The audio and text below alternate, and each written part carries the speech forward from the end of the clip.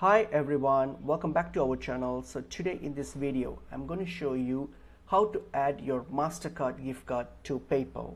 So let's get into the video. So firstly, open up PayPal and then log into your PayPal account. So once you've logged into your PayPal account, you're on your PayPal now. So head on this wallet option. So click on wallet. So we're going to now link our Mastercard to our PayPal. So that's how you can add it. So first you need to link it. So by linking, you'll be able to add it. So hit on the link option, and then when you click on link, so this will prompt you to this screen here where you're going to simply plug in the details of your Mastercard gift card.